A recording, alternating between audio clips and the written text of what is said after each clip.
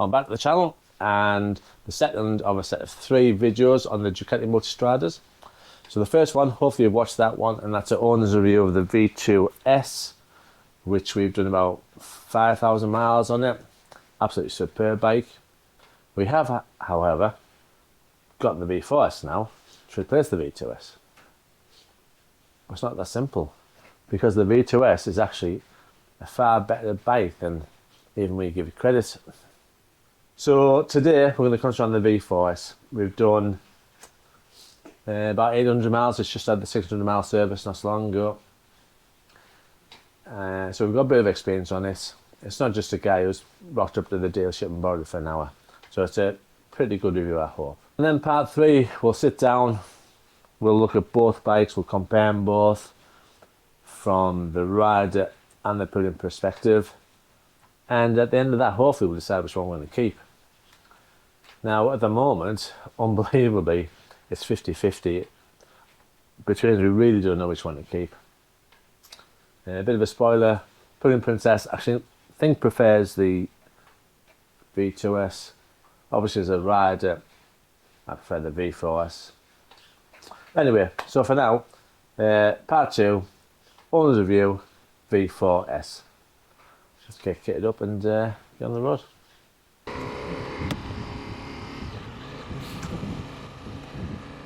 So it goes back to 2021 when Ducati replaced the 1260 Multistrada with this new V4.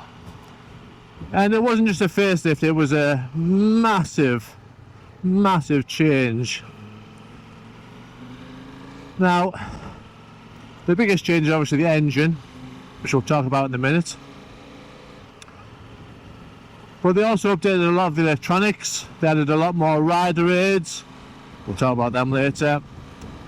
And they changed the frame from a trellis frame to an aluminium monocoque frame, with the engine being part of that stressed member. That's one big change, but the monumental change is the engine. So the V4S, the name gives it away, comes with what Ducati call the Granturismo engine, and it replaces the V-twin 1262cc on the 1260 Multistrada. So massive change, is a V4 rather than the V2. But another monumental, historic even change is the fact that this engine no longer has the famous Ducati Desmodromic valve operation. So it no longer makes that mechanical noise, which is a Ducati signature. A lot of Ducati owners are going to miss that. So valve springs, why have they gone to valve springs? Well, there's a few reasons. Cheaper, quieter, less stress on the valves, easier to assemble, and the valve check service interval has now moved to an astronomical figure, 30,000 miles.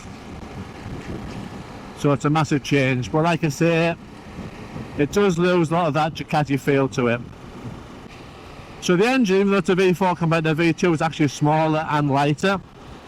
It's about 10 centimetres shorter and about 10 centimetres less height. And it's only 2 centimetres wider. Amazing. It's also over a kilogram lighter. And because the engines are more compact, Ducati have been able to move it around in the frame a little bit more. So even though it's higher, which gives more ground clearance, the centre of gravity is actually lower, which helps handling, of course. And with the engine being shorter, for an overall bike length, the swinging arm is now much longer. It's actually a massive swinging arm, and that obviously helps tune in the rear suspension. But yeah, the engines, so the old Strada V2 had about just less than 160 brake horsepower as opposed to 170 on the V4. It does, however, have a bit more torque than the V4.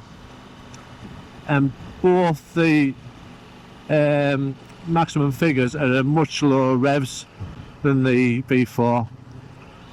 So that 1260 has got a lot more grunt lower down. And I think that is what Ducati was about at the time. And I think if you've got a low mileage, late 1260 Multistrada, I'd hang on to it. Because I think that's going to be the one to have in the future. It's going to be a collector's item. So anyway, that's the differences on the V2, V4. So my bike is a V4S. Now, you might hear some people saying it's the same engine as in the Pannier or the Street Fighter. It's not. That's the Stradale engine. This is the Granturismo engine. This engine uses different pistons, different rods, different crank, different cylinder head, different flywheel, different gearing. So it's a quite different engine. And I've rode the Pannier and it's brutal. It just, oh, it's brutal. But you've got to get the revs really high to really enjoy it. The Granturismo engine is a lot more refined and a lot more usable. So brake horsepower is down from over 200 to 170, still loads of power. But again, that's about 2,000 revs less. The torque's up a little bit from, I think it's about 87 on the Stradale engine to 93 on this V4 Granturismo engine. And again, that comes at a much lower rev range. Not as low as the 1260 though. So it doesn't have quite so much grunt as that, but it's still got plenty of grunt. Oh, the other thing about this engine, it gives out a lot of heat, but to help that, when you're standing still, it cuts off the back two cylinders, reduces the heat, and I suppose it helps with the economy. And you can't tell. If you listen very, very carefully, you can just hear the blah, blah, blah, blah, just drop a little bit. Hear that difference there? From quiet, push in, push out. I don't know if the microphone will pick that up. It's very, very subtle.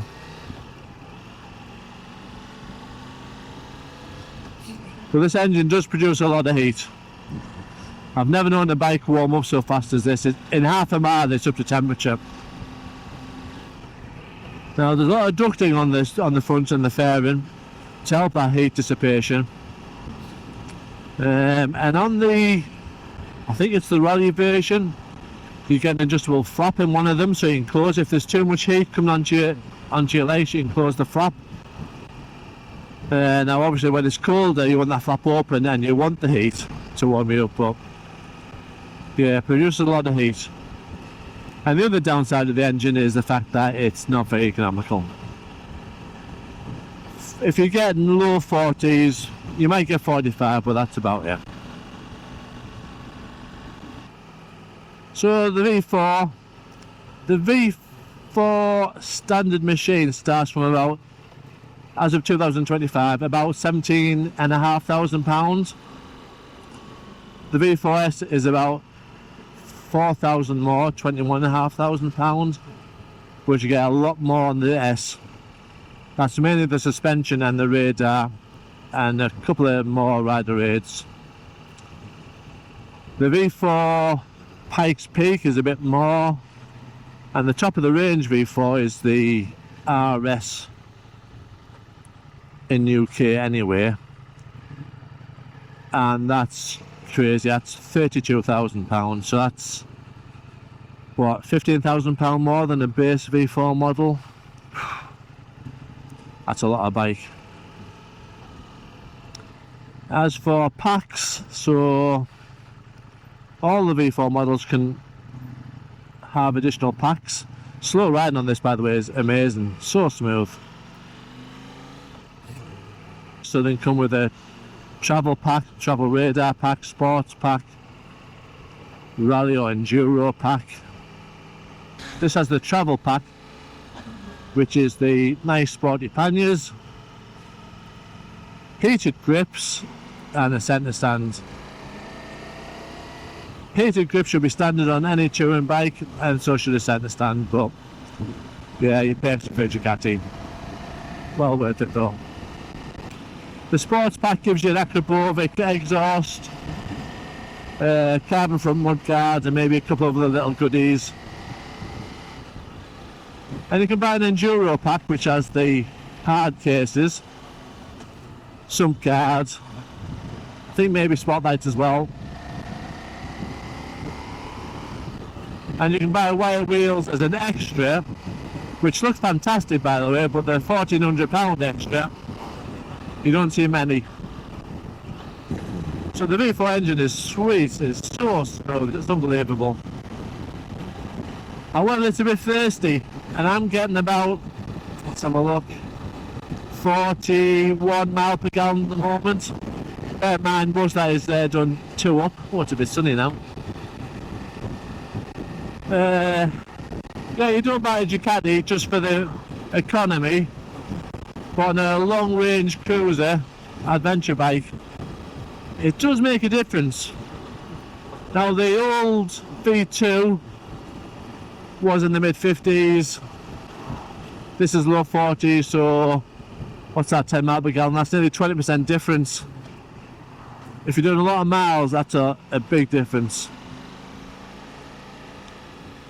Something to consider. So I'm about 5'10" with a 31-inch inside leg, and on the low seat position, which is 840mm, I can flat foot dead easy. I have it actually on the higher position of 860 because I find it more comfortable. My legs are not quite so bent, my arms are not quite so stretched, and again I can easily balls my feet, flat foot on my left foot, no problem at all. Now you can get low seats and you can get higher seats, but I find the standard seat on the higher position perfect for me. Now if we talk about the Pillion sits quite a bit higher on this bike than, for example, on my V2s, the 950 version. So a little bit further up in the wind buffeting zone. Now I would have thought most people would like that because they can see where they're going, most Pillion passengers. My Pillion princess, however, doesn't like to know where she's going. She prefers to take in the scenery. So that's a little bit of a disadvantage. The pegs are very comfortable with a thick rubber insert, which can be taken out if you're doing some off-road stuff. Can't see me taking this off-road, but Keel to forest track's okay. Anything more than that, no, it's too expensive. And I don't have the skills to do it. The Pillion passenger is very comfortable. It's a lovely wide seat, and again the pegs with the big rubber inserts, there's no vibration at all, unlike the V2. And the rider seat is really comfortable. Now mine came with a heated seat, which is operated from the dashboard. I've added a heated seat for the Pillion, which is operated on the switch, so she can do it herself. But the indication appears on the dashboard as well. And they've got a couple of settings: off, low, high. But the bike is very comfortable, and this engine, low down torque's amazing.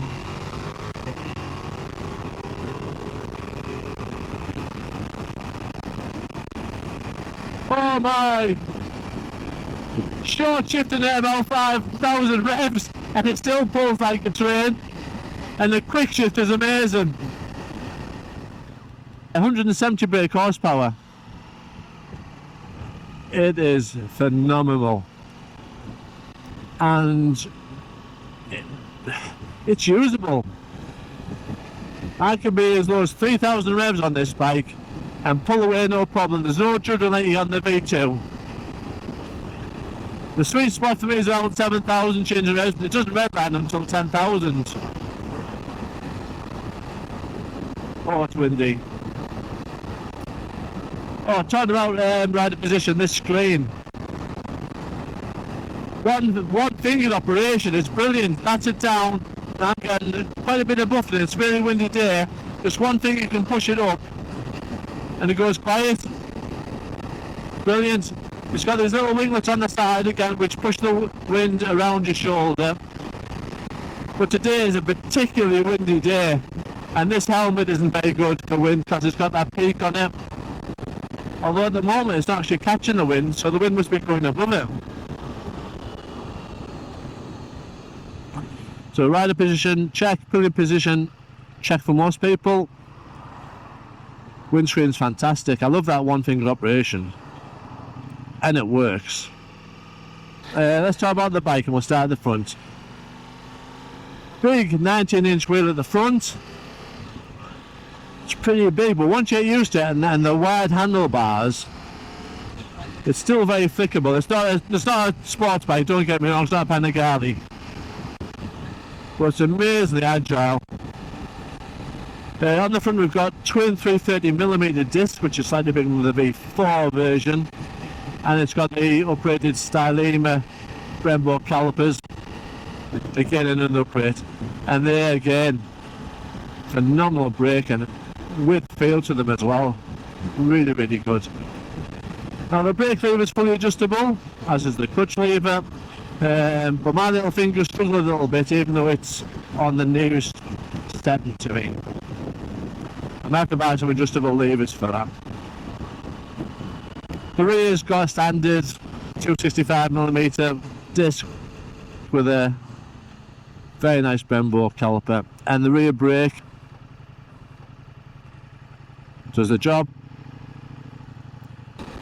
Right, the electronics on this are fantastic. Oh, if I go through some of the things. Hill assist, Ducati's hill control. So when you come to a stop, if you apply either the front or the rear brake, I believe, hard, you'll see a little orange H come up on the dashboard, and that holds the brake on for about 10 seconds. Just before it comes off, it flashes to let you know, so yeah, reapply the brake or you're away. The V4 is one of the first bikes, might even be the only bike, to have anti-weave control. So if you get a tank slapper on, this just reduces the power just ever so slightly, nice and gradually, stops the tank weaving. Brilliant safety aid. Obviously got ABS, but it's also got cornering ABS. It's also got anti-wheel control. Both ABS and anti-wheel control are programmable, so you have a default setting on each rider mode, which can then be programmable. I think there's over 200 settings you can have. So much adjustments, so much customization. So we talk about the lights. Lovely bright LED lights, backlit switches, fantastic. Cornering lights, brilliant. Self-cancelling indicators, brilliant. You can turn that feature off on the dashboard if you want to, but I've just left it on. Rear brake light, not massive, but when you brake really, really hard, it flashes. Another brilliant safety feature. So we're talking about rider modes. I've got it set in touring. I have it in touring most of the time because I'm normally 2 up. But you have sport, touring and urban. Each one's customizable. There's no wet mode, but what I've done is I've programmed the urban setting as a wet mode, so the ABS is on full, the traction control, another one, another safety feature, on full, anti-wheelie on full, and engine power down to half. Well, only 100 brake horsepower. God only. And like I say, each of those modes can be individually set up on the computer, but that's a separate video all by itself. So let me talk about the Skyhook suspension, because this is sublime. There's no other word for it. I don't know how it does it, but it just smooths out ruts, bumps. Yeah, it still gives you the feel of the road. It really is fantastic. And again, that can be set up to how hard you want it. And it's all done at a touch of a button and on the go. So, load modes again, very easy to change. Simply on the button. Now there's a button which has a little suspension shock absorber on it. If you want to stop by holding that for a couple of seconds, the bike actually lowers. Makes it easier if you're a bit smaller to get on and off the bike, or just when you're on a flat foot at a junction, for example. But it's windy.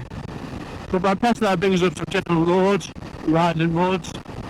You can have rider only, rider and passenger, rider and pillion, rider and pillion and passenger. And the latest one is auto. So it just keeps the bike level. Doesn't matter what you do, it just keeps the bike level. Fantastic. And I've actually got an auto at the moment, and it seems to be working okay. Now I know it works. I know this is active suspension, because when you've got a pillion on, the pillion can tell more than the rider, because their position moves up and down more than the rider.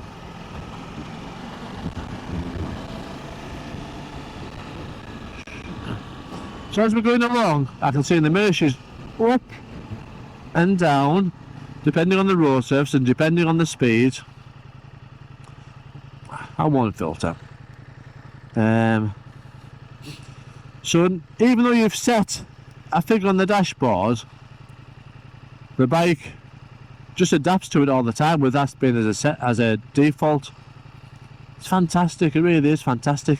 And it's all done from a couple of button switches. There's no getting your tools out. Fantastic.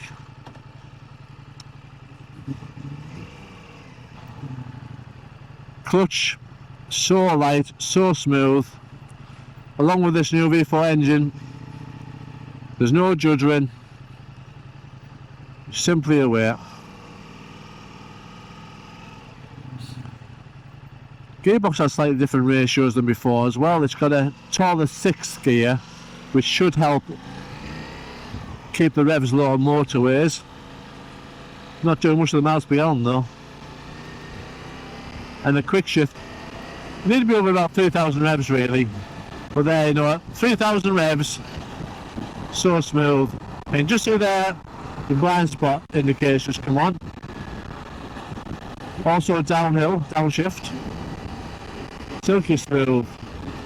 So the Quickshifter is one of the best I've used. Well, no, it is the best I've used. And I must get used to using it more often rather than the clutch. Well, the weather's changed. It's getting even windier. And there's some big black clouds turned up. Right, the other big thing with rider assist is the front and rear radar. Both measure up to about 160 metres in front and behind. I want someone to overtake. We're going really slowly. I can see a car coming up on the outside. Watch for the orange light. There we go. And there's the car. Brilliant. Obviously it doesn't replace your lifesaver, but it's just another rider safety aid that this bike has. So the light's nice and bright, but I would prefer a bit of an audible noise as well. But on a sunny day, it's not quite so easy to, oh, even on the left there, look. It's warning me that someone's on the left.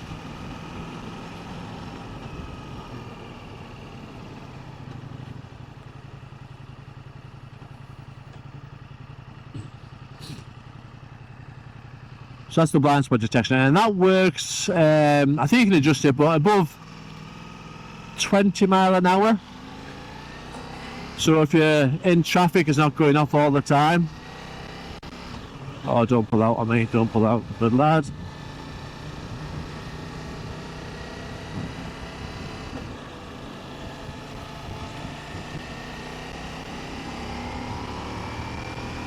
Front radar controls your adaptive cruise control. Now this is, it's a game changer. If you do a lot of motorway miles, you want a mile munch to a destination, adaptive radar, adaptive cruise control is definitely the way to go. So let me see if I can show you this in action. So we turn it on, we use the plus and minus buttons to set the speed. Now I said 61 mile an hour, 41, 42, 43. We're speeding up because the car in front is speeding up. And you can actually use this with the Quickshifter. So I've just changed gear there. Still gets rid of the Quickshifter, 54, 55. And now I'll take it up to my maximum speed limit, which I've set at 61, 57. 58. Car coming, so you should see the orange blind spot light in a minute. Come on. Come on, car. Right, we'll just slow it down now. There's the light. Oh, and it's just started to rain.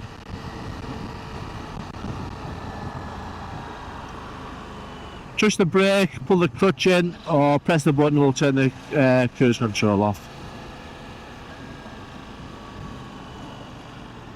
So again, just simple, turn it on, set your speed, so we'll go up to say 60. So I'm set at 16 mile an hour now, and I'm doing 47 because I'm behind the car. I've got the adjustment set at far, so it's a big distance, you can adjust it between far, medium and close.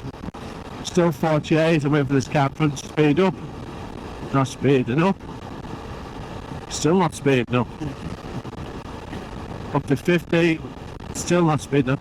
Oh, slow down. If I move over, it detects that there's nothing in front of me and it's speeding up, look, all by itself, 59, and it's up to the maximum speed that I've set on there. It's a game changer. If you're doing a lot of miles, just take that off by hitting the brake, or pressing the off button, whatever you want. If you're doing a lot of miles, that's a game changer. So the weight of the bike, it is a heavy lump, weighing in at about 243 kilograms wet. But it doesn't feel heavy, especially when you're wheeling it around, manoeuvring on the driveway, for example. It feels quite light and quite nimble. And obviously when you're moving, the way Ducati have played with the suspension or whatever they've done, I don't know. You could easily track down this bike. It is so nimble. I think the wide handlebars do help there though. So the dashboard, the standard V4 comes with a 5-inch dashboard. The V4S and above comes with this lovely 6.5-inch dashboard. And everything works off a couple of buttons and a joystick. Now the joystick, when I first started using the bike, the indicator switch and the joystick, I keep getting mixed up. But you soon get used to it and it soon becomes intuitive. Just up and down the dashboard scrolls through different menus. If you hold it down, it takes you to a trip computer. But again, like I said, the dashboard warrants a video all of its own really, but it is really nice and clear. And with Ducati's Connect, you can use a smartphone, connect via Bluetooth, and you can use your screen as sat nav. Unfortunately at the moment I only use a Sagic, which is not my favourite sat nav. I would much prefer if you used Waze or My Route app, for example. Maybe that's to come. It's keyless ignition as well, which is great, apart from the fact that you still need a key for the petrol cap. The ignition switch is this rubbery covered button here, which is a bit, not really what you'd expect off Ducati. But generally the switch key is very good quality, and it's got a nice feel to it, nice and positive. Everything is dead easy to use, everything is very intuitive. We've got a little phone holder in here, but it's only for a very small phone, and it's got a USB charge point to charge the phone in there. But I would imagine if you're using a phone in there, it would get quite hot quite quickly if you were casting it to the display. You know, for example, if you're using the side jack sat nav. And we've also got a little 12-volt Euro DIN socket thing down there. The thing I don't like about the switch gear is the heated grip button. You can't use it with your right hand. You've got to reach over your left hand to turn it on. Once you've got it turned on, then you adjust everything by this little joystick over here. And I think you've got 3 settings on the Ducati ones, and they are hot. I have it on the low setting normally when I do need them.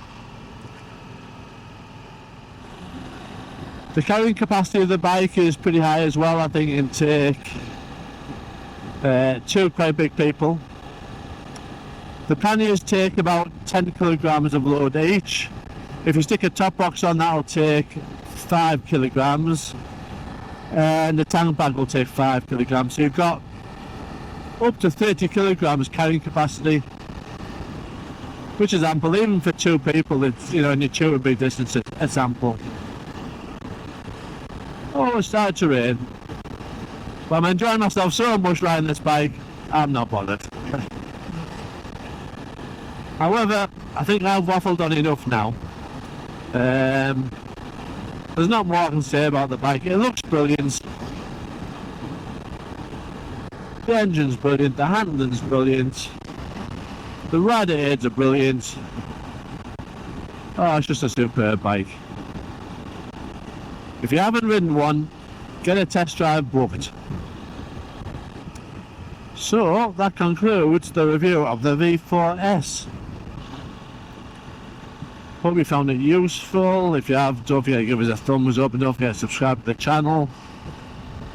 Part 3 will be coming up soon, which is the decision video. We have to decide whether we're going to keep our old V2s, the 950 Multistrada, or keep this one which we've got to replace that.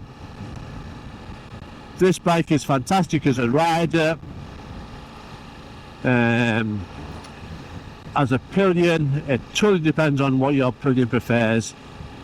And at the moment, my pillion princess prefers the V2S. Coming soon, we're going to have a sit down around the table.